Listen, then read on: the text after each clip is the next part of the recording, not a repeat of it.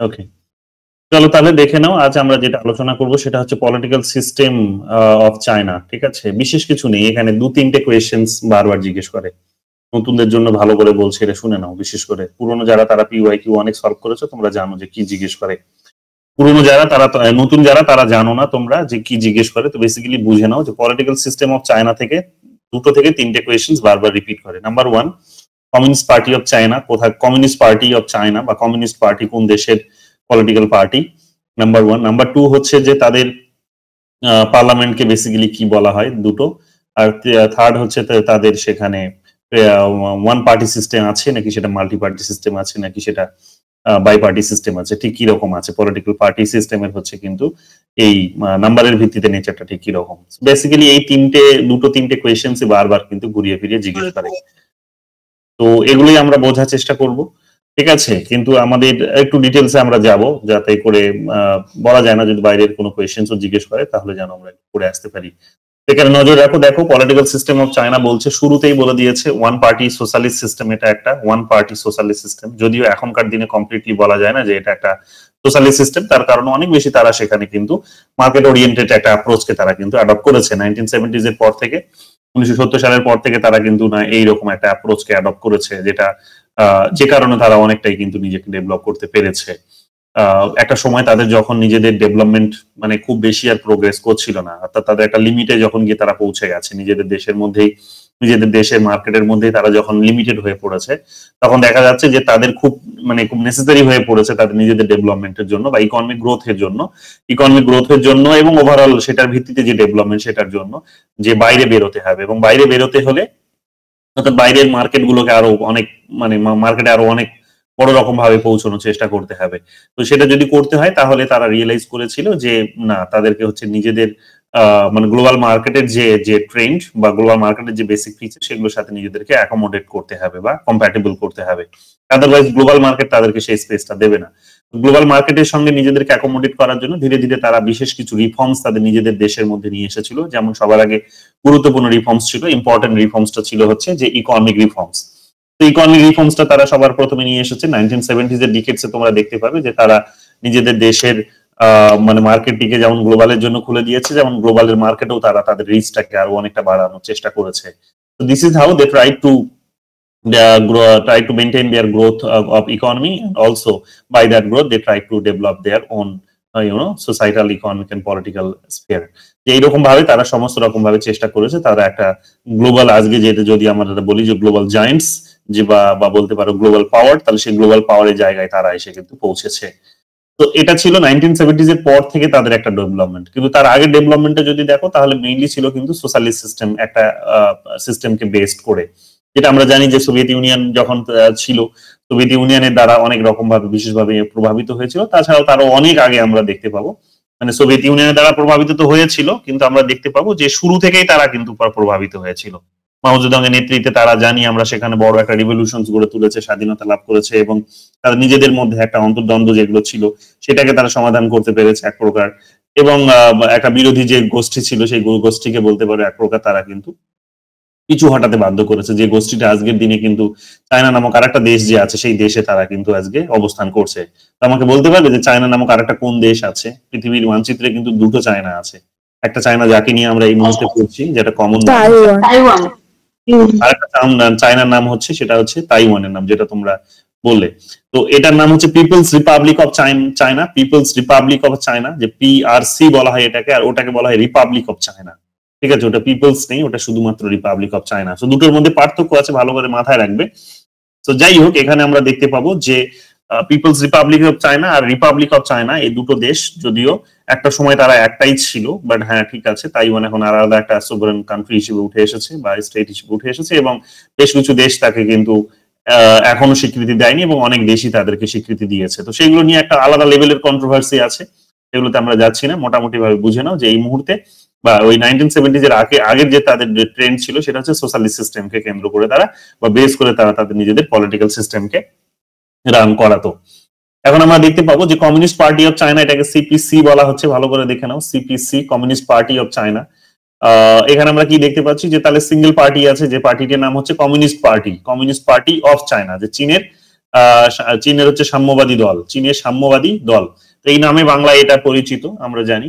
এবং এটাই হচ্ছে এক প্রকার বলতে পারো কি যে একটা আলটিমেট অথরিটি এনজয় করে থাকে, যেটা বলা হচ্ছে যে তাদের communist party of China ultimate authority, ultimate মানে অথরিটি মানে হচ্ছে বাংলায় যেটাকে বলা হয় চূড়ান্ত কর্তৃত্ব, তো চূড়ান্ত কর্তৃত্ব এনজয় করে থাকে, সেটা রাষ্ট্র বলো কিংবা সেটা সমাজের বিভিন্ন আরো অন্যান্য যে প্রতিষ্ঠানগুলো আছে বা অর্গানাইজেশন গুলো আছে সেগুলোর সঙ্গে কম্পেয়ার করে বলো না কেন, মানে যার সঙ্গেই কম্পেয়ার করো না কেন তাদের নিজেদের দেশের মধ্যে দেখা যাবে যে সেগুলো কিন্তু মানে বিশেষ করে কমিউনিস্ট পার্টি অফ চায়না সেখানে কিন্তু একটা আলটিমেট অথরিটি এনজয় করে থাকে। কেন?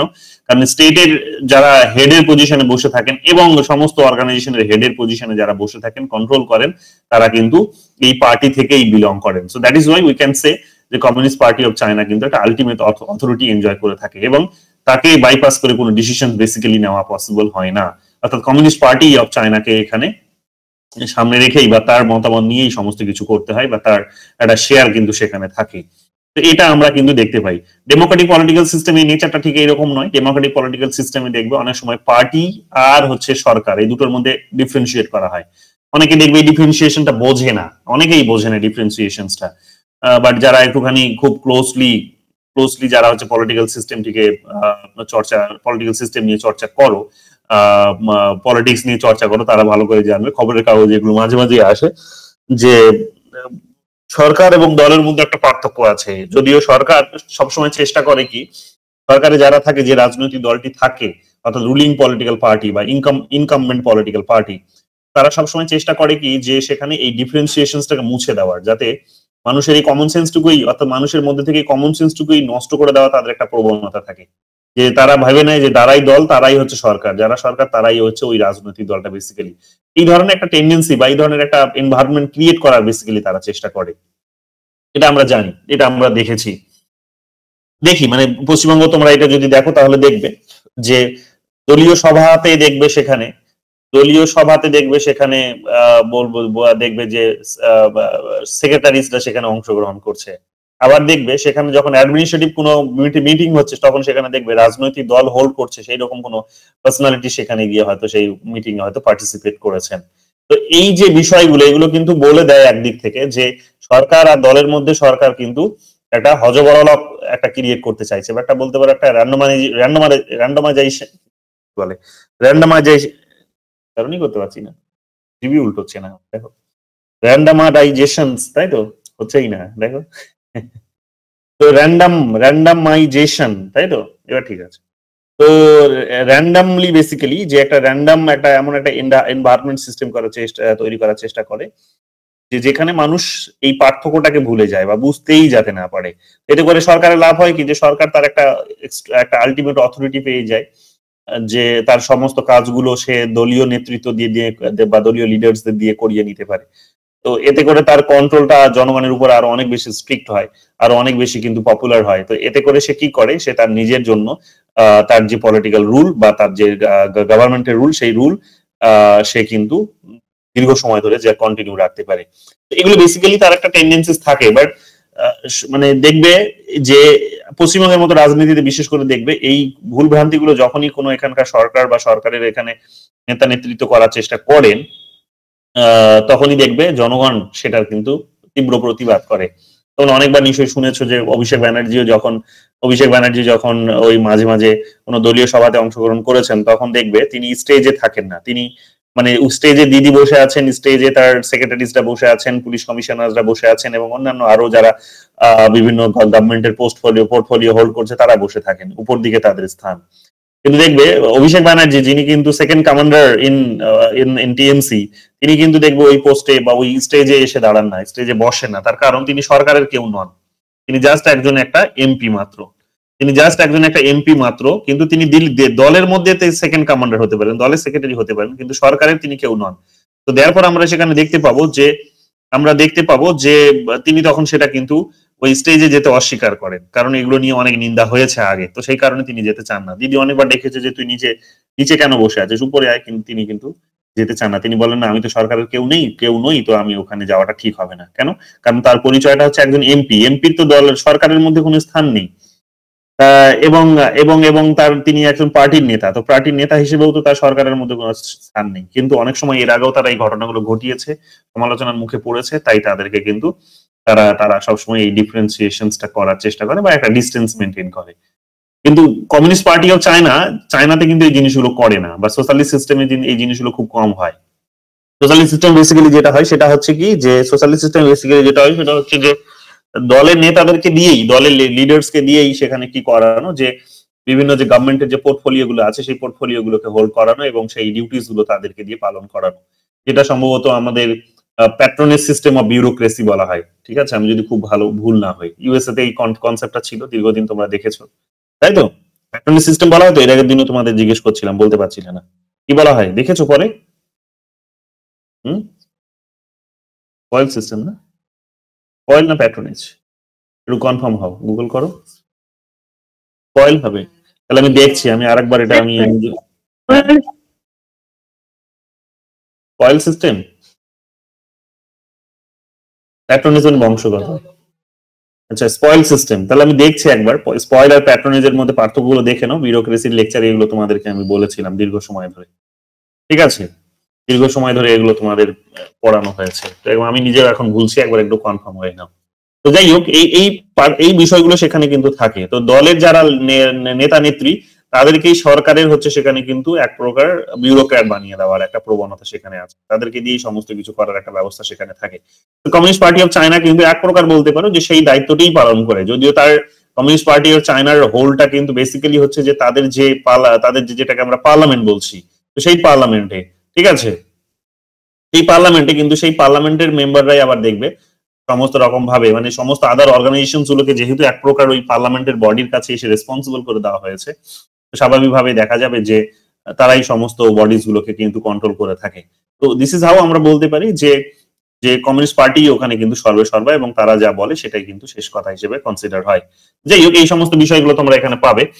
পলিটিক্যাল সিস্টেম কি বলছে, the political structure is characterised by centralised control, যে কেন্দ্রীয় একটা নিয়ন্ত্রণ থাকে, যেটা বলছিলাম যে কেন্দ্রীয় নিয়ন্ত্রণ। এই কেন্দ্রটা কোথায়? এই কেন্দ্রটা হচ্ছে তাদের পার্লামেন্টের নাম আছে, আসছে সেখানে, তো তাদের পার্লামেন্ট। লিমিটেড প্লুরালিজম, যে সীমাবদ্ধ রাজনৈতিক বহুত্ববাদ মানে কি? সীমাবদ্ধ রাজনৈতিক বহুত্ববাদ মানে হচ্ছে যে রাজনৈতিক মতাদর্শ বলো আর রাজনৈতিক মতাদর্শের উপর বেস করে বিভিন্ন রাজনৈতিক দল বলো, এই অপশন গুলো সেখানে কিন্তু নেই।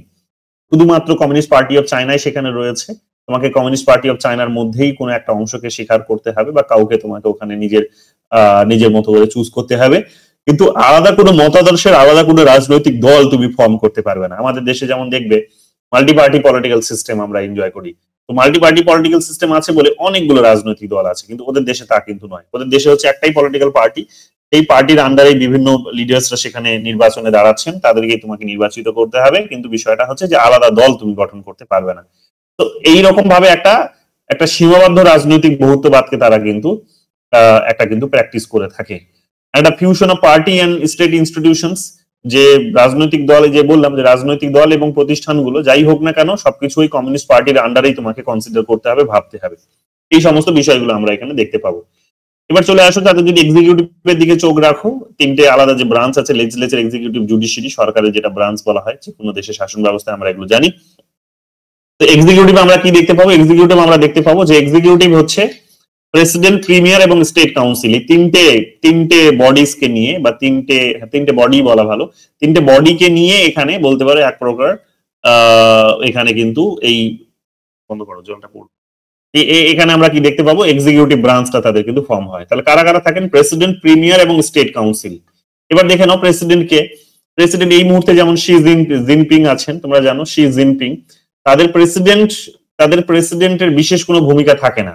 তোমাদের আগেই বললাম যে সমস্ত কিছু তাদের হচ্ছে পলিটিক্যাল পার্টির কাছে কন্ট্রোল, বা পলিটিক্যাল পার্টি দ্বারা control, communist party of China যেটা।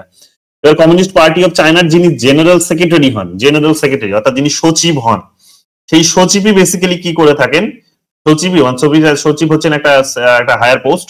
এই সচিবই বেসিক্যালি কি করে থাকেন? সচিবই বেসিক্যালি পুরো দেশের পলিটিক্যাল সিস্টেমটাকে কন্ট্রোল করে থাকেন। কাজেই তাদের দেশে রাষ্ট্রপতির পোস্ট পজিশন থাকলেও দেখা যাবে কি যে তাদের দেশে রাষ্ট্রপতির পোস্ট পজিশন থাকলেও এখানে রাষ্ট্রপতি বিশেষ কোনো ক্ষমতার অধিকারী নয়।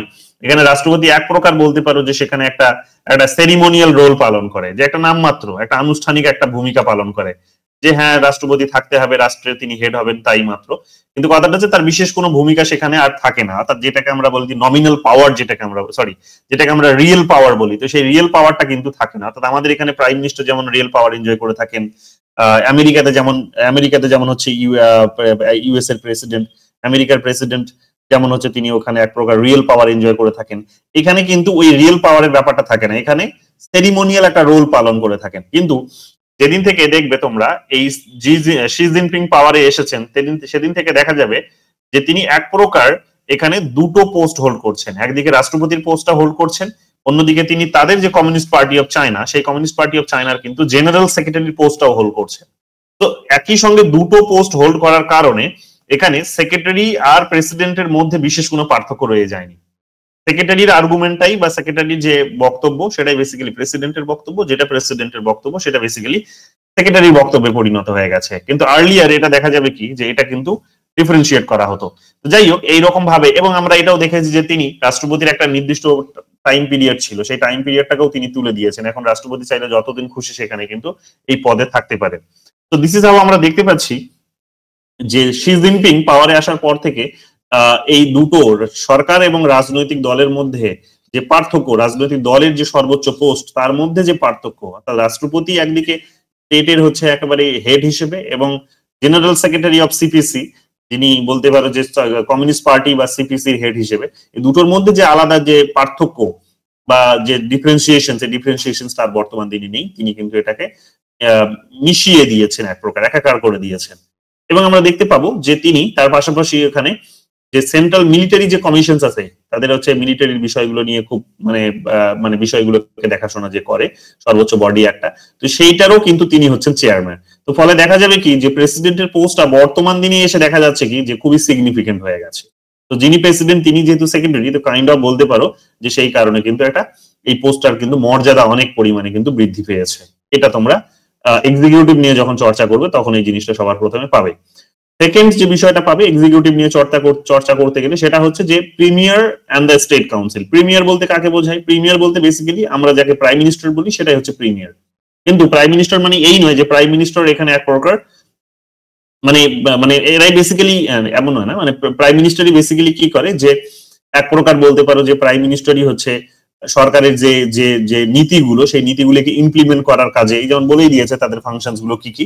তো প্রিমিয়ার মানে হচ্ছে এক প্রকার প্রধানমন্ত্রী, এবং প্রধানমন্ত্রী তার একটা নির্দিষ্ট কাউন্সিল আছে, অর্থাৎ যেটাকে আমরা মন্ত্রী পরিষদ বলে থাকি, স্টেট কাউন্সিল বলা হয় সেখানে সেটাকে। তো প্রিমিয়ার এবং স্টেট কাউন্সিল সেখানে আছে, তারা একটা আলাদা আর একটা পার্ট এক্সিকিউটিভের মধ্যে রাষ্ট্রপতির পাশাপাশি। এবং তারা বেসিক্যালি কি করে, তারা বেসিক্যালি এখানে ওই স্টেট কাউন্সিলটাকে ফর্ম করে। এবার স্টেট কাউন্সিল এটার বাদ দিয়েও দেখবে প্রিমিয়ার, ভাইস প্রিমিয়ার, মিনিস্টার এবং আদার কি অফিসিয়ালস আছে, তো এদেরকে নিয়ে বেসিক্যালি স্টেট যে কাউন্সিল সেই কাউন্সিলটা কিন্তু ফর্ম হয়।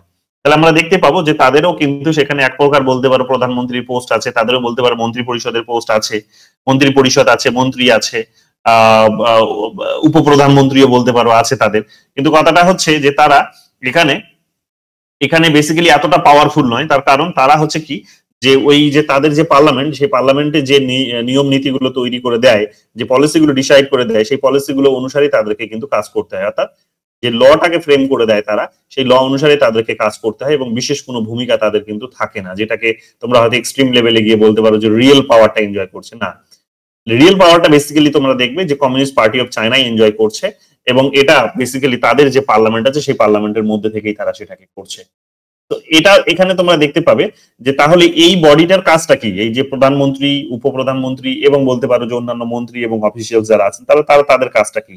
এদের কাজটা বেসিক্যালি হচ্ছে যে বললাম যে লেজিসলেচারে যে তাহলে যে ল গুলো ফ্রেম হচ্ছে সেই ল গুলোকে এরা হচ্ছে বেসিক্যালি ইমপ্লিমেন্ট করার কাজ করে। দেখো এখানে ফাংশনস এর মধ্যে বলেই দিয়েছে যে implement national policies and laws, যে জাতীয় যে সমস্ত নীতিগুলো আছে এবং আইনগুলো আছে সেগুলোকে তারা হচ্ছে বাস্তবায়ন করার কাজটা করে। তারা হচ্ছে direct economic, social and foreign policies, তারা হচ্ছে যে কি করছে অর্থনৈতিক, সামাজিক এবং বৈদেশিক যে সমস্ত নীতিগুলো আছে সেই নীতিগুলোকে সেখানে তারা হচ্ছে নির্দেশ দান করার চেষ্টা করছে। Overseas national defence and public security, overseas national defence and public security, যে জাতীয় যে প্রতিরক্ষা এবং জন যে সমস্ত নিরাপত্তা আছে, জাতীয় প্রতিরক্ষা এবং জন নিরাপত্তা, এই সমস্ত বিষয়গুলোকেও তারা দেখাশোনার কাজ করে। এবং তারা বলছে কি যে manage government institution and state ওনস enterprise, অর্থাৎ সরকারের যে সমস্ত বিভিন্ন প্রতিষ্ঠানগুলো আছে এবং যে সমস্ত ব্যবসায়িক অর্গানাইজেশন গুলো আছে সেই সমস্ত বিষয়গুলোকে এরা কিন্তু দেখাশোনা করার কাজটা করে বা ম্যানেজ করার কাজটা করে। তো বেসিক্যালি তাদের কাজটা হচ্ছে এগুলোই, এবং এগুলো দেখতে পাবে এক প্রকার এক্সিকিউটিভের যেগুলো বেসিক্যালি কাজ, বা আমাদের দেশে যেগুলোকে তোমরা বলতে পারো যেগুলো বিউরোক্র্যাটরা যেগুলো বেসিক্যালি করে থাকে, তো সেই বিউরোক্র্যাট কাইন্ড অফ কাজগুলো তারা কিন্তু করে থাকে, বিউরোক্রেসির যে কাইন্ড অফ কাজ সেই কাজগুলো বেসিক্যালি তারা কিন্তু করে থাকে, এর বাইরে তাদের বিশেষ কোনো কিন্তু ভূমিকা নেই। এবং তারা সমস্ত তাদের কাজের জন্য এক প্রকার বলতে পারো যে সেখানে তাদের যে যে এই যে পার্লামেন্ট আছে সেই পার্লামেন্টের কাছে তারা দায়বদ্ধ। এখন এখানে দেখো যে তাদের পার্লামেন্টের নামটা কি, যেটা বারবার বলছি, যেটা বারবার পরীক্ষায় জিজ্ঞাসা করে, ন্যাশনাল পিপলস কংগ্রেস, যেটা পরীক্ষায় বারবার ডান দিক বাঁ দিক মেলাতে দেয়, যে ন্যাশনাল পিপলস কংগ্রেস, এনপিসি বলা হয় এটাকে, national people's congress, national people's congress. এখানেও কংগ্রেস নামটা আছে দেখো, কিন্তু এটা হচ্ছে জাতীয় জনগণের হচ্ছে কংগ্রেস বা সভা, জাতীয় জনগণের সভা হিসেবে এটাকে সম্বোধন করা হয়। এখানে আমরা দেখতে পাবো কি যে এটা একটা হচ্ছে চাইনাস লেজিসলেটিভ বডি, অর্থাৎ চীনের এটা একটা আইন তৈরিকারী একটা সংস্থা হিসেবে কনসিডার হয়, এবং এটাকে highest organ of the state power হিসেবে কনসিডার করা হয়, যেটাকে বললাম highest organ of the state পাওয়ার।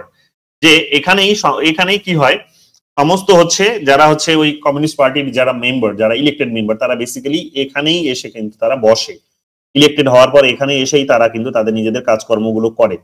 এবার যেহেতু শুধুমাত্র একটা পলিটিক্যাল পার্টি থেকেই এই অর্গানটা তৈরি হচ্ছে, তাহলে ইনডিরেক্টলি আমরা এটা বলতেই পারি যে কমিউনিস্ট পার্টি অফ চায়নাই কিন্তু এখানে কিন্তু সর্বেসর্বা বা পাওয়ারফুল, এবং এই বডিটাতে তাদের নিজেদের পার্টিসিপেশন রাখার মধ্য দিয়ে এই বডিটা যেমন একটা স্ট্রং বডি হয়ে গেছে লেজিসলেচারের ক্ষেত্রে, তেমনি এই বডিটার উপর কন্ট্রোল রাখতে পেরে কমিউনিস্ট পার্টি অফ চায়না কিন্তু সব থেকে বড় একটা শক্তিশালী কিন্তু একটা দল বা একটা গোষ্ঠী বা একটা বলতে পারো যে সেখানে কিন্তু একটা অর্গানে পরিণত হয়েছে। তো এইরকম ভাবে আমরা দেখতে পাবো যে যেটা তাদের আইনমূলক সংস্থা, আইন তৈরিকারী যে সংস্থা, সেই সংস্থায় শুধুমাত্র একটাই পলিটিক্যাল পার্টির পার্টিসিপেশন আছে এবং তাদের মেম্বাররাই গিয়ে সমস্ত অন্যান্য বডিজ গুলোর উপরে কন্ট্রোলটা রাখে। That is why we can say communist party of China is the highest organ of the state, বা বলতে পারো যে highest authoritative organ of the state, যে কর্তৃত্বমূলক এক প্রকার বলতে পারো যে একটা সংগঠন হিসেবে তারা কিন্তু কাজ করে রাষ্ট্রে। এবার তোমরা যদি স্ট্রাকচারটা দেখে নাও তাহলে কি দেখবে যে ন্যাশনাল পিপলস কংগ্রেস বেসিক্যালি তোমরা দেখবে যে একটা ইউনিক্যামেরাল লেজিসলেচার। ইউনিক্যামেরাল মানে হচ্ছে এক কেন্দ্রিক বা এক কক্ষ বিশিষ্ট হচ্ছে আইনসভা, যেটা বাংলায় যেটাকে বলা হয় যে এক কক্ষ বিশিষ্ট আইনসভা, সেটাকেই বলা হচ্ছে ইংলিশে ইউনিক্যামেরাল লেজিসলেচার। এটা মোটামুটি ভাবে 3000 মেম্বার্সকে নিয়ে গঠিত। মোটামুটি ভাবে তোমরা দেখবে যে সংখ্যাটা কম বেশি হয়, কিন্তু 3000 মেম্বার্স মোটামুটি আশেপাশে সংখ্যা এদের। গোটা দেশ জুড়ে যে 140 কোটি জনসংখ্যা আছে, সেই জনসংখ্যার মধ্যে থেকে 3000 সদস্য মিলে কিন্তু এই বডিটা তৈরি হয়। মানে আমাদের দেশে যদি তোমরা এক প্রকার ধরো, আমাদের দেশে যদি এইরকম কোনো মানে কি বলবো যে সেন্ট্রাল কোনো বডি হিসেবে যদি আমাদের যদি এরকম এতগুলো ইউনিট না থাকতো, রাজ্যে যদি আমাদের এতগুলো ইউনিট না থাকতো, তাহলেও তোমরা দেখতে যে আমাদের সংখ্যাটা হয়তো এর থেকেও আরো অনেক বেশি হতো। কিন্তু যাই হোক, তাদের এইরকম একটা ইউনিক্যামেরাল লেজিসলেচার আছে এবং টপ ডাউন অ্যাপ্রোচে তারা সেখানে সরকার পরিচালনার কাজটা করে। তো মোটামুটি ভাবে দেখতে পাবে যে 3000-এর মতো সদস্য সংখ্যা তাদের আছে, এবং আমাদের মতো তাদের কিন্তু এখানে মানে কি বলবো যে মানে এটাকে বলছে যে কি বলবো দ্বিকক্ষ বিশিষ্ট আইনসভাকে কি বলে, বাইক্যামেরাল। সো বাইক্যামেরাল লেজিসলেচার নেই। বাইক্যামেরাল মানে হচ্ছে দুটো কক্ষ, যে আমাদের যেমন হচ্ছে দুটো কক্ষ আছে, একটা হচ্ছে লোকসভা আর একটা হচ্ছে রাজ্যসভা। লোয়ার হাউসটাকে লোকসভা বলা হচ্ছে, আপার হাউসটাকে রাজ্যসভা বলা হচ্ছে। ওদের ওখানে কিন্তু সেই রকম নেই, ওদের ওখানে শুধুমাত্র একটাই হাউস, এবং সেই হাউসটা নিয়েই হচ্ছে সেখানে কিন্তু তাদের লেজিসলেচার, যেটাকে বলা হচ্ছে ন্যাশনাল পিপলস কংগ্রেস। এখন আমরা দেখতে পাবো যে তাদের যে মেম্বার যারা আছেন তারা হচ্ছে ইলেক্টেড হন, ইনডিরেক্টলি ইলেক্টেড হন। কিভাবে ইলেক্টেড হন ইনডিরেক্টলি? তাদের বিভিন্ন প্রভিন্স আছে, তোমরা জানো যে তাদের বিভিন্ন প্রভিন্স আছে এবং লোকাল কংগ্রেসও আছে তাদের, কতগুলো লোকাল সভা আছে, কতগুলো বডি আছে। তো সেই সমস্ত লোকাল বডি এবং প্রভিন্সে, যেগুলোকে আমরা রাজ্য বলছি আমাদের এখানে, তো সেই রকম তাদের প্রভিন্স বলা হয়। আমরা তো আমাদের রাজ্যগুলোকে আগে প্রভিন্সই বলতাম স্বাধীনতার পূর্বে। তো তোমরা জানো যে সেই প্রভিন্সের যারা মেম্বার্স আছেন, সেই প্রভিন্সের মেম্বাররা বেসিক্যালি ওখানকার যারা লেজিসলেটিভ বডি আছে, বেসিক্যালি তারা কি করে, এদেরকে কিন্তু এক প্রকার ইনডিরেক্টলি নিয়োগ করে এবং তারা গিয়ে এখানে কোথায় এই কমিউনিস্ট পার্টি অফ চায়নায় ন্যাশনাল পিপলস কংগ্রেসে তারা কিন্তু প্রতিনিধিত্ব পায়। তো এইরকম ভাবে আমরা দেখতে পাবো যে 3000 মেম্বার্স নিয়ে তারা কিন্তু তাদের এই বডিটা কিন্তু গঠিত হয়। এছাড়াও তোমরা দেখবে আমাদের দেশে যেমন হচ্ছে মানে এটা তো নেসেসারি, তোমরা জানোই যে সারাটা বছর ধরে তাদের অ্যাক্টিভ রাখা পসিবল নয়, পার্লামেন্টকে তো অ্যাক্টিভ রাখা সম্ভব নয়। তো এই কারণে আমাদের দেশে তোমরা দেখবে যে পার্লামেন্টকে একদিকে যেমন সম্ভব নয়, অন্যদিকে আবার এটা কিন্তু একটা নেসেসিটি বিষয় যে না, গোটা দেশে সারা বছর ধরে হয়তো তুমি পার্লামেন্ট ওপেন রাখতে পারবে না ঠিকই, কিন্তু কথাটা হচ্ছে যে মানুষের মধ্যে দ্বন্দ্ব, বিবাদ, কলহ অনেক কিছু তো চলতেই আছে, নতুন নতুন ডিমান্ড জেনারেট হচ্ছে। তো সেগুলোর জন্য তো প্রয়োজন পড়তেই পারে কোনো একটা প্রপার আইনের। তাহলে সেটা কিভাবে সমাধান হবে, বা সেই আইনটা কিভাবে আসবে? তো সেই কারণে তোমরা দেখবে যে আমাদের এখানে একটা পার্মানেন্ট বডি আছে। আমাদের এখানে দেখবে 5 বছর অন্তর অন্তর যেটা ব্রেক করে যায় সেটা হচ্ছে একটা টেম্পোরারি বডি, বা বলতে পারো 5 বছর অন্তর সেটা ফর্ম হয়। কিন্তু আমাদের দেশে দেখবে পার্মানেন্ট বডি আছে। সেটা কি, যে ওই লোকসভা যেটা লোয়ার হাউস, সেটা যদি ফাংশনাল নাও থাকে, অপারেশনাল না থাকে, তাহলে রাজ্যসভা একটা পার্মানেন্ট বডি হিসেবে সেখানে কিন্তু সেই সময়কার যে উদীয়মান ডিমান্ড বা একটা পরিস্থিতি যদি তৈরি হয় কোনো ধরনের ইমার্জেন্সি, তাহলে সেই মুহূর্তে তারা কিন্তু ফাংশনাল হয়ে কাজ করতে পারে। অর্থাৎ তারা অলওয়েজ ফাংশনালি থাকে, কাইন্ড অফ বলতে পারো, পার্মানেন্ট বডি হিসেবে। এখানেও কিন্তু ওই কনসেপ্টটিকে মাথায় রাখা হয়েছে যে 3000 জন মেম্বার্স যদি থাকে, 3000 জন মেম্বার্সকে তো সারা মাস ধরে বা সারা বছর ধরে ওই জায়গায় বসিয়ে রাখা সম্ভব নয়। বা তো তাহলে কি করা যেতে পারে? এরা তো জনগণের প্রতিনিধি, জনগণের জন্য তাদেরকে কাজ করতে হবে। তো এইরকম এক সিচুয়েশন যদি এমার্জ করে তাহলে কি হবে? তো ওই কারণে আমাদের রাজ্যসভার মডেলে তাদের কিন্তু একটা বলা হচ্ছে যে একটা সংগঠন, এই বডিটার ভেতরে একটা কিন্তু ফর্ম করা হয়েছে। সেই বডিটার নাম কি? সেই বডিটার নাম হচ্ছে এনপিসি স্ট্যান্ডিং কমিটি, অর্থাৎ স্থায়ী কমিটি বলা হচ্ছে যেটাকে। স্থায়ী কমিটি, যে আমাদের এখানেও স্ট্যান্ডিং কমিটির কনসেপ্ট আছে, কিন্তু দুটো হাউসে আলাদা আলাদা ভাবে আছে, তোমরা জানো। কিন্তু বিষয়টা হচ্ছে যে ওখানে রাজ্যসভার মডেলে, আমাদের এখানে রাজ্যসভার যে ভাবনাটি, সেই ভাবনাটির মডেলেই সেখানে তোমরা দেখতে পাবে যে স্ট্যান্ডিং কমিটি তৈরি করা হচ্ছে। একটা পার্মানেন্ট বডি হিসেবে সেখানে স্ট্যান্ডিং কমিটিকে তৈরি করা হয়েছে, যেখানে মোটামুটি 175 জন সেখানে মেম্বার্স থাকেন। এবং সেই 175 জন মেম্বার্স সেখানে কি করেন, যে সেখানে সমস্ত বেসিক্যালি আপৎকালীন সিচুয়েশনে কিন্তু ডিসিশন গুলো নিয়ে থাকেন। যদি সেখানে পার্লামেন্টের এই 3000 মেম্বার্সের যে বডিটা, বড় বডিটা, সেই বডিটা যদি ফাংশনাল না থাকে, তাহলে ওই সময় বা ওই রকম একটা পরিস্থিতিতে প্রয়োজন যদি পড়ে, তাহলে স্ট্যান্ডিং কমিটি সেখানে গিয়ে কিন্তু একটা পার্মানেন্ট বডি হিসেবে সেই দায়িত্বগুলো সম্পাদনের কাজ করে। তো এগুলো আমরা দেখতে পাবো যে সেই ভাবনাটিকেও তারা কিন্তু গুরুত্ব দিয়েছে।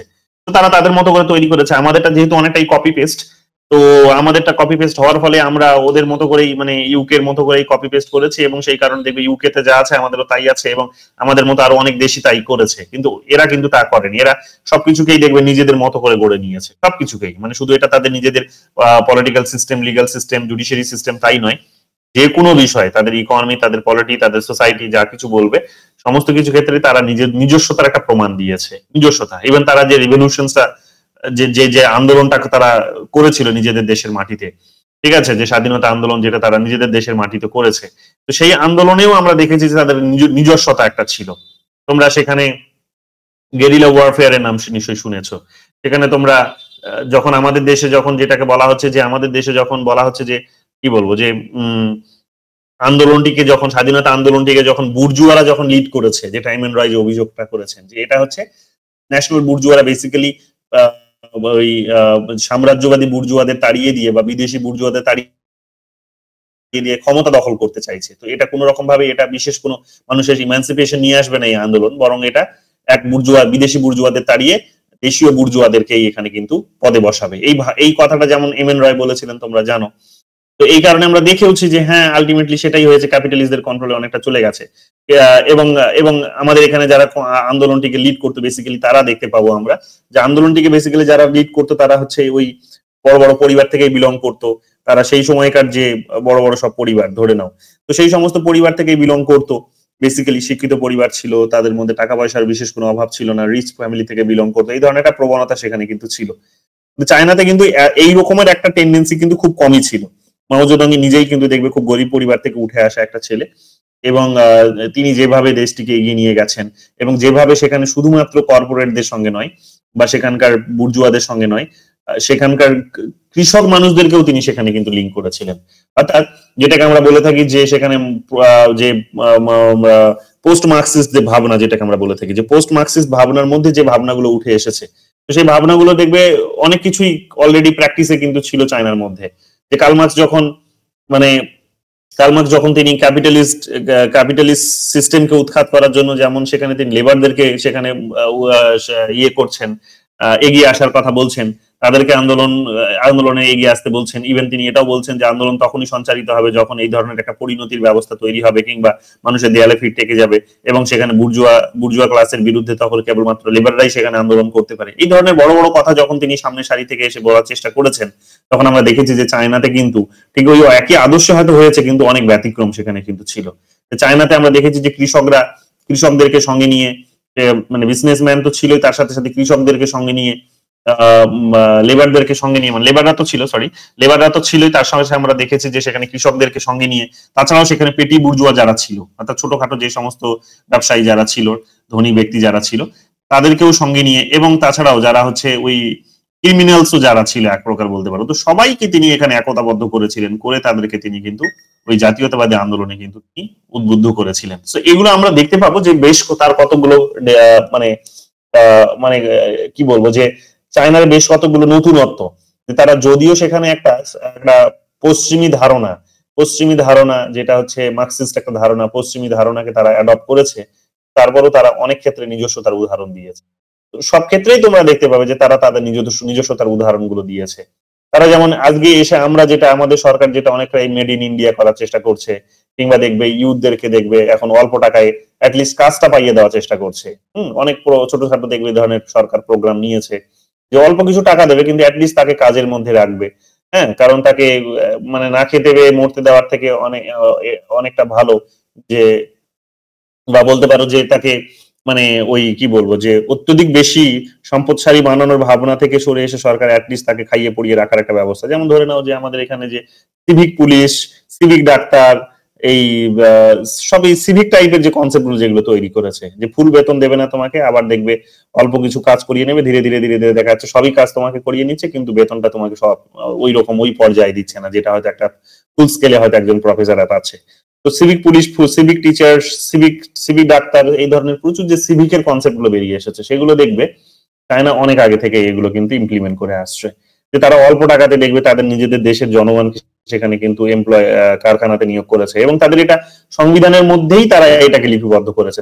তারা সংবিধানের মধ্যে এটা বলেছে যে তারা কি করবে, তাদের সংবিধানের মধ্যেই বলেছে রাইট টু ওয়ার্ক এর কথা।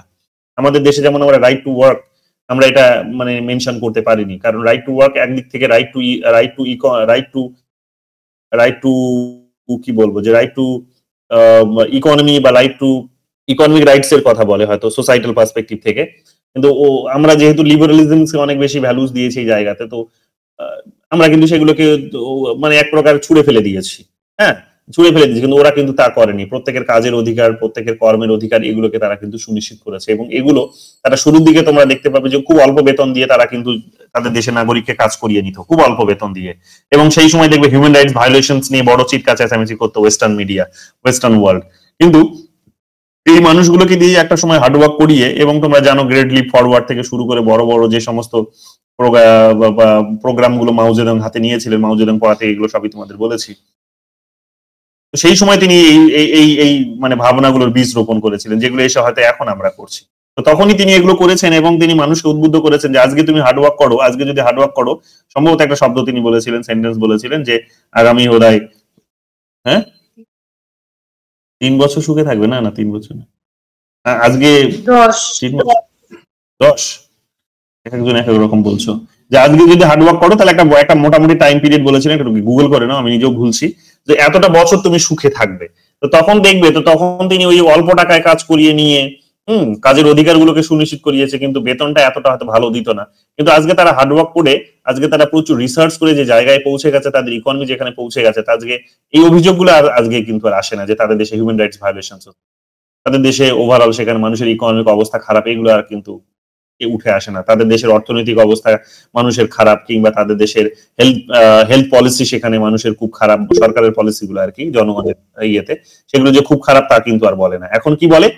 এখন বলে যে না, এখন অন্য রকমের একটা ভাবনা থেকে এখন তাকে এটা করার চেষ্টা করা হয় যে মাইনরিটিসরা সেখানে সাপ্রেস হচ্ছে, কিংবা সে অন্য কোনো দেশকে এখন সে কি করছে যে ঋণের জালে জড়িত করে সে সেই দেশটাকে শোষণ করছে, কিন্তু তার নিজের দেশের মানবাধিকার যে হরণ করছে এই কথাগুলো আর কিন্তু কেউ আজকাল দিনে বলে না।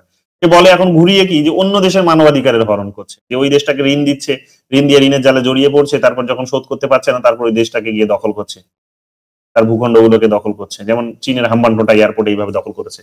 তো দেখো মানুষের এই ওয়েস্টার্ন মিডিয়া বা বলতে পারো যে মানে আউটার ওয়ার্ল্ড অফ চায়না যদি বলো, তাহলে দেখবে তাদের মানে অ্যাটাক করার জায়গাগুলো কিন্তু বদলে গেছে বা আর্গুমেন্ট গুলো কিন্তু বদলে গেছে। কিন্তু একটা সময় কিন্তু এগুলো হতো যে তাদের হিউম্যান রাইটস ভায়োলেশনস হতে বলে সেখানে কিন্তু ওয়েস্টার্ন মিডিয়া চিৎকার চেঁচামেচি, কিন্তু আজকে সেই জিনিসগুলো হয় না।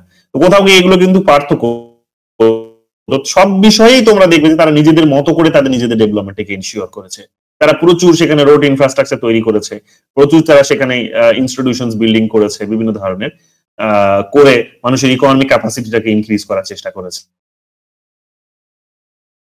এগুলোই আজকে দেখবে চায়নাকে এতটা গ্রো করতে হেল্প করেছে এবং চায়নাকে এতটা নিজে কিন্তু প্রসপার করেছে। যাই হোক, এই বিষয়গুলো একটু মাথায় রেখো।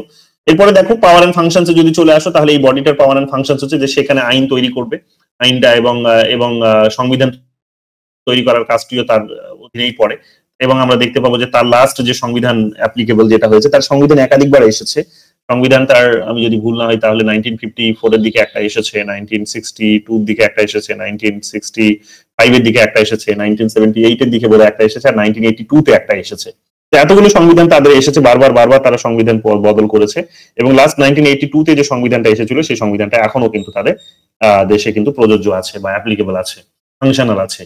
তো এইরকম ভাবে আমরা দেখতে পাবো যে তারা তাদের দেশে অনেক আইন কানুন বদলেছে, সংবিধান বদলেছে, তার প্রিন্সিপালস বদলেছে, বদলানোর মধ্য দিয়ে তারা টাইম টু টাইম নিজেকে শক্তিশালী করেছে। এবং এখনো তারা সোশ্যালিস্ট প্রিন্সিপাল একটা প্র্যাকটিস করে, তবে তাদের প্র্যাকটিসের কিন্তু ভাবনাটা অনেক বদলে গেছে। এখনো লাস্ট বোধহয় আজ থেকে 10-12 বছর আগে যখন তাদের একটা মিটিং হয়েছিল, তখন তারা ঘোষণা করেছিল যে তাদের দেশে সোশ্যালিজম আসতে, মানুষকে তো তারা সোশ্যালিজমের মন্ত্র শুনিয়ে রেখেছে যে সোশ্যালিজম নাকি পৃথিবীতে আসবে, মানে তাদের দেশে আসবে, সোশ্যালিস্ট একটা ওয়ার্ল্ড গড়ে উঠবে। তো তাদের নিজেদের দেশে বিশেষ করে যে সোশ্যালিজম আসবে বা কমিউনিজম আসবে। তো সেই কমিউনিজমের রাস্তায় পৌঁছতে হলে এখনো যে তারা বলে রেখেছে যে 75 বছর সময় লাগবে, এই ধরনের একটা মানুষকে কিন্তু একটা আশা দিয়ে রেখেছে এবং সেই আশাতে মানুষ কিন্তু জীবনযাপন করছে এবং এইভাবেই তারা কিন্তু এগিয়ে যাচ্ছে। যাই হোক, এই সমস্ত বিষয়গুলো আমরা সেখানে দেখবো। তারা ন্যাশনাল ইকোনমিক এবং সোশ্যাল যে সমস্ত ডেভেলপমেন্ট প্ল্যান গুলো আছে, এই বডিটার কাজ হচ্ছে সেই সমস্ত প্ল্যান গুলোকে অ্যাপ্রুভ করা। কত বছর? কনস্টিটিউশন 1982 তে এসেছে, 54 এর মাঝে আবার এসেছে 78, 75, এই তো 75, 78 আর 82, চারবার।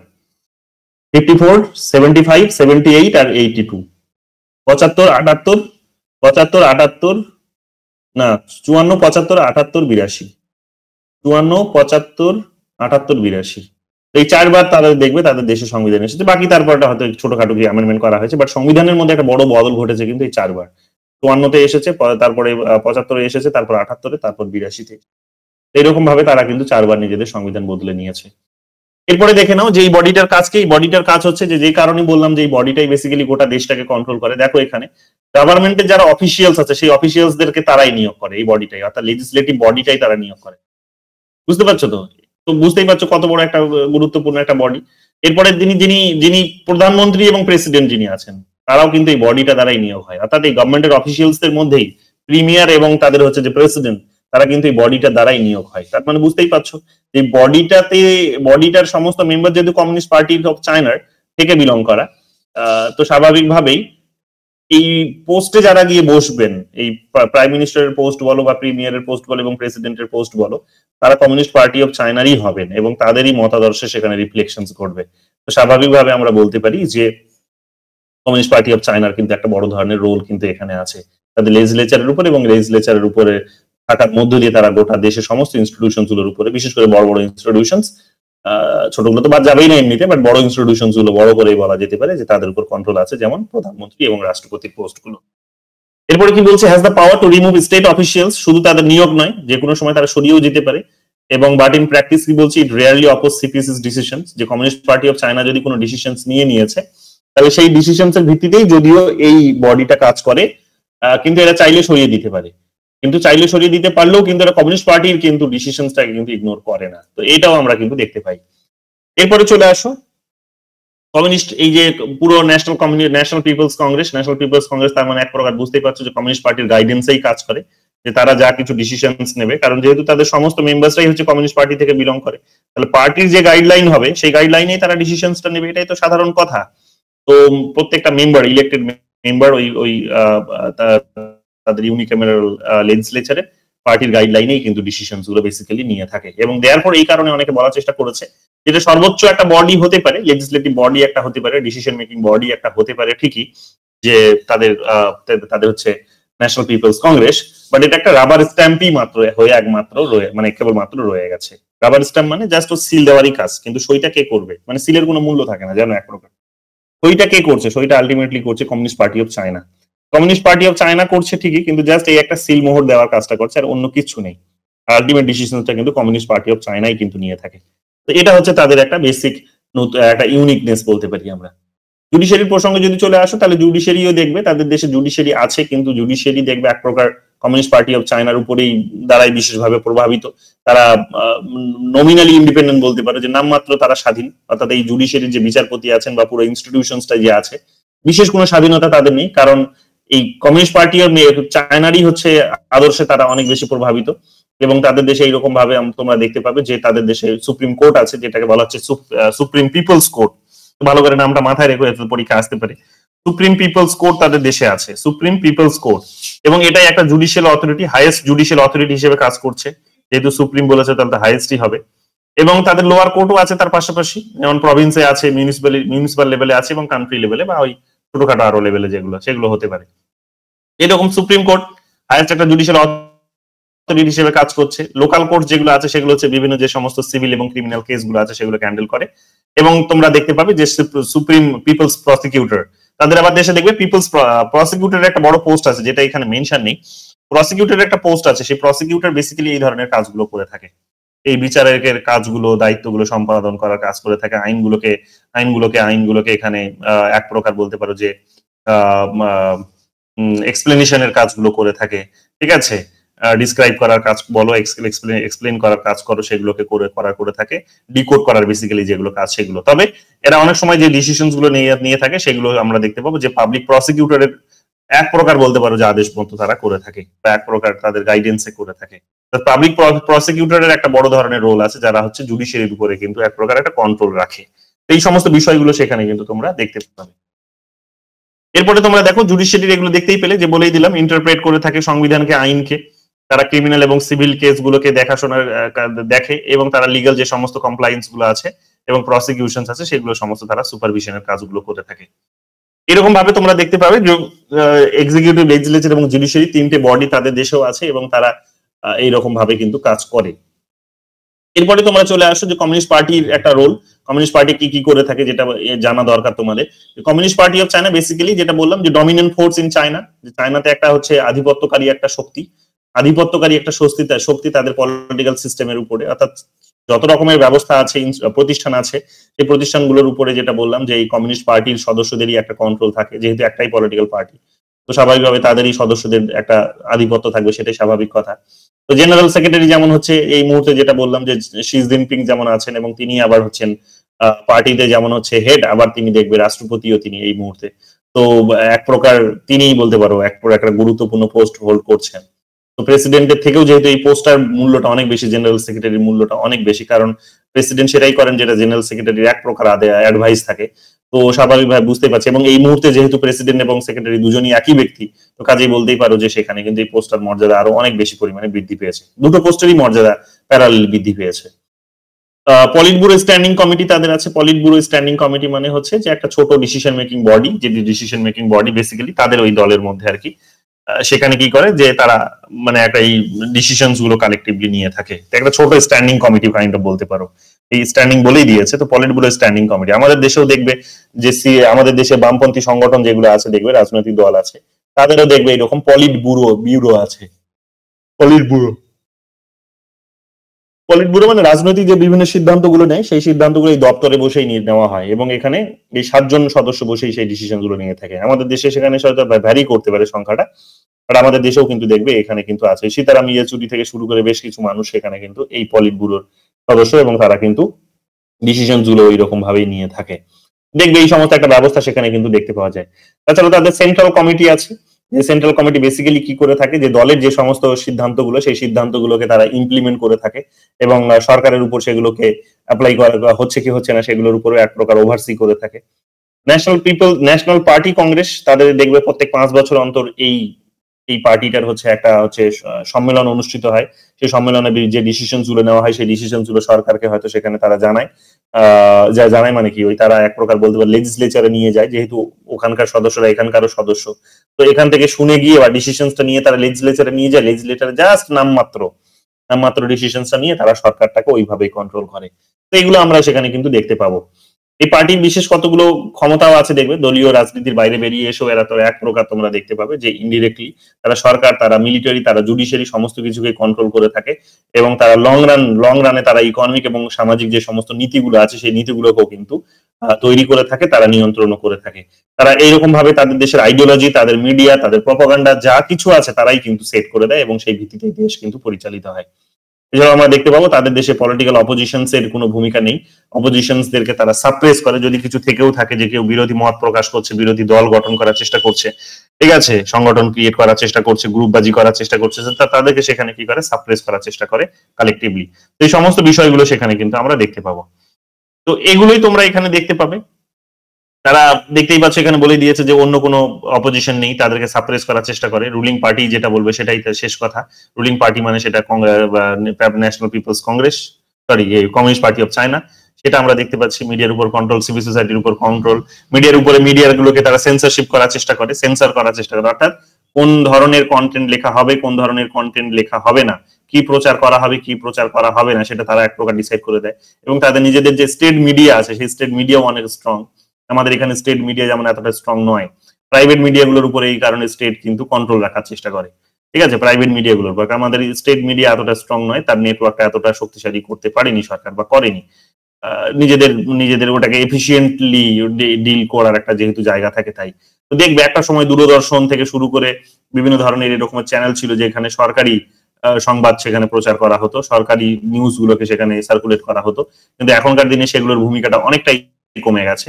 এখন সেই জায়গাতে যার ভূমিকাটা বৃদ্ধি পেয়েছে সেটা হচ্ছে দেখা গেল যে প্রাইভেট, যেহেতু 1991 এর পর থেকে আমরা এখন লিবারেলাইজেশন, প্রাইভেটাইজেশন, গ্লোবালাইজেশনে চলে গেছি, তো প্রচুর মিডিয়া সেই সময় দেখবে তোমরা আমাদের দেশে কিন্তু তৈরি হয়েছে বা ঢুকেছে। তো সেই মিডিয়াগুলো ইন্ডিপেন্ডেন্টলি হয়তো সেখানে তারা তাদের নিজেদের কাজকর্ম করতো, কিন্তু দেখা যাবে যে সরকার বর্তমান দিনে, যেটাকে এখনকার দিনে অনেকে বলার চেষ্টা করছে যে গদি মিডিয়া, যে সরকারের গদিতে গিয়ে তারা বসে গেছে, তো তারা ইন্ডিপেন্ডেন্সটা তাদের নষ্ট হয়ে গেছে। সরকার যেভাবে তাদেরকে পলিসি বা সরকার যে সমস্ত বিষয়গুলো নিয়ে প্রচার করতে বলছে, যেভাবে প্রচার করতে বলছে বা তাদের যে আদর্শ সেই আদর্শই তারা বেসিক্যালি করছে। তো এই বিষয়গুলো হচ্ছে যে এইরকম ভাবে ইনডিরেক্টলি হয়তো এক প্রকার সেন্সরশিপের কাজটা করে থাকে বা কন্ট্রোলের কাজটা করে থাকে আমাদের দেশে, বাট ওদের দেশে কিন্তু ডিরেক্ট কন্ট্রোলটাই হয়ে থাকে। তাদের দেশে মিডিয়া, পাবলিক মিডিয়া কিন্তু অনেক স্ট্রং প্রাইভেটের থেকেও। মিলিটারি ডমিনেন্স তোমরা জানো যে সেখানে পিপলস লিবারেশন আর্মি যেটা আছে সেটার উপরেও তারা এক প্রকার কন্ট্রোলটা রেখেছে এবং এই পার্টির উপর কন্ট্রোলটা কিন্তু এই এক প্রকার বলতে পারো দলেরই আছে, রাষ্ট্রের থেকে অত্যধিক বেশি কন্ট্রোলটা কিন্তু দলের আছে।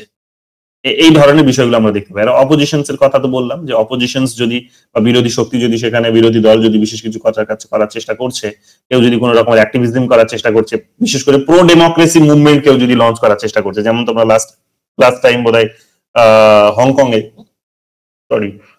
বোধহয় দেখলে লাস্ট টাইম তোমরা যে হংকং এ যে মুভমেন্টটা হলো, ঠিক আছে, হংকং তো ছিল, হংকং এ যে মুভমেন্টটা সম্ভবত 20 সাল নাগাদ বোধহয় এটা হলো, যে আন্দোলনটা তোমরা দেখলে যে কিভাবে তারা দেখলো যে সেই আন্দোলনটাকে কিন্তু সাপ্রেস করিয়ে দিল।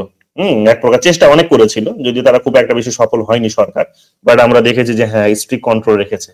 এবং এটা তো গেল একটা ছোট শহর, এর বাইরেও আরো অনেক যে বড় একটা ভূখণ্ড তাদের আছে, তাদের অন্যান্য যে জনগণ আছে একটা বড় অংশের, তাদের উপরে কিন্তু তারা এই কন্ট্রোলটা রেখেছে যে সেখানে প্রো ডেমোক্রেটিক মুভমেন্ট তুমি সেখানে কিন্তু করতে পারবে না, তো সেগুলোকে সাপ্রেস করা হয়েছে। তো ওভারঅল বলতে পারো যে আমরা যে স্টেটটি নিয়ে আলোচনা করছি সেই স্টেটটি হচ্ছে এককেন্দ্রিক রাষ্ট্র, এককেন্দ্রিক একটা ব্যবস্থাকে পরিচালনা করার চেষ্টা করে ইউনিক্যামেরাল লেজিসলেচারকে তারা পরিচালনা করার চেষ্টা করে, বা মধ্য দিয়ে তারা সরকার পরিচালনা করে, দেশ পরিচালনা করে। এবং আমরা দেখতে পাবো সেখানে একটাই পলিটিক্যাল পার্টি, যেটাকে কমিউনিস্ট পার্টি অফ চায়না বলা হচ্ছে, তারই কন্ট্রোল থাকে। এবং এর কন্ট্রোলটা বেসিক্যালি তাদের যে সেন্ট্রাল যে লেজিসলেটিভ ইনস্টিটিউশনস আছে, বা হাইয়েস্ট ইনস্টিটিউশন যেটাকে বলা হচ্ছে, যে ন্যাশনাল পিপলস কংগ্রেস, সেই ন্যাশনাল পিপলস কংগ্রেসের উপর কন্ট্রোলটা থাকার মধ্য দিয়ে দেখা যাবে যে পার্টিটার কন্ট্রোলটা কিন্তু বজায় আছে। এবং শুধু তাই নয়, পার্টির কন্ট্রোলটা যেটা বললাম, যে প্রধানমন্ত্রী, তাদের রাষ্ট্রপতি সমস্ত জায়গাতেই কিন্তু আছে, এবং ইভেন জুডিশিয়ারির উপরেও তাদের আছে। তো এইভাবে তারা সব জায়গায় কন্ট্রোলটা রেখার মধ্যে দিয়ে দেখা যাবে যে চায়না বলতে বেসিক্যালি যেটা বোঝায় সেটা হচ্ছে যে কমিউনিস্ট পার্টি অফ চায়না। তো সেই কারণে অনেকে কিন্তু চায়না বললে কমিউনিস্ট পার্টি অফ চায়নাকেই কিন্তু মিন করে, তার কারণ আলটিমেটলি তারাই হচ্ছে সর্বেসর্বা, তারাই হচ্ছে হর্তাকর্তা, তারাই সমস্ত ডিসিশন গুলো নিয়ে থাকে। তো এই বেসিক জিনিসটাই তোমাদেরকে ভালো করে বুঝতে হবে, এই জিনিসটাই তোমাদেরকে মাথায় রাখতে হবে, বেসিক ইনফরমেশন গুলোই তোমাদেরকে এখানে খেয়াল রাখতে হবে, দেখবে এখান থেকে সবকিছু কমন পেয়ে যাবে। ইউনিট 4 এর মেটেরিয়ালটা তোমাদেরকে অনেকে আজকে পাঠিয়ে দিয়েছি, বাট এটা যেহেতু আমার রিসেন্ট তৈরি করা, তো ওখানে এটা পাবে না। ইউনিট 4টা এবার যখন আমার শেষ হবে, তখন আমি তোমাদের আজকের পর থেকে বা আজ থেকে যেগুলো আবার পড়ানো হচ্ছে, এই সমস্ত মেটেরিয়াল গুলো আবার তোমাদেরকে অন্য কোনো মেটেরিয়ালদের সাথে পাঠিয়ে দেবো, তখন তোমরা ওটার সাথে অ্যাড করে নিও। আপাতত তোমাদেরকে পিডিএফটা আমি গ্রুপে দিয়ে দিচ্ছি, এই গ্রুপ থেকে আপাতত এটাকে পড়ে নাও, দেখে নাও। আর বাকি বাকি বাকি যখন তোমাদের পাঠানো হবে তখন তোমরা এটা আবার নতুন করে পাবে, বা আবার পরে যদি কেউ একসঙ্গে ইউনিট 4 এর মেটেরিয়ালটা অর্ডার করো, তখন তোমরা এগুলো হয়তো সেটার সঙ্গে যুক্ত হিসেবেই পাবে। ঠিক আছে, তো এই গেল আজকের আলোচনার বিষয়বস্তু, আর আজকে বিশেষ কিছু বলবো না, আজকে এতটুকুই থাক। যদি এবার তোমাদের কিছু জানার থাকে, বোঝার থাকে, মন করে জিজ্ঞেস করো।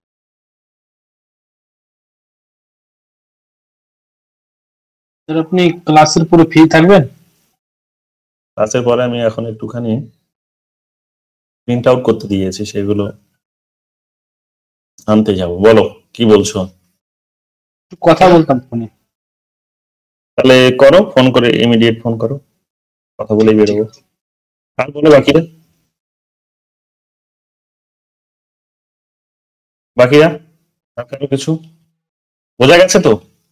নতুন কেউ একজন জয়েন করেছিলে, সে কি আছো না বেরিয়ে গেছো?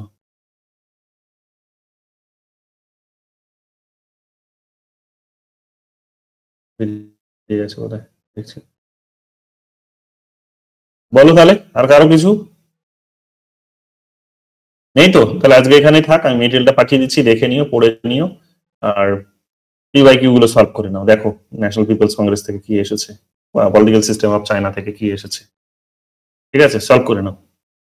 চলো, good night. Good night sir.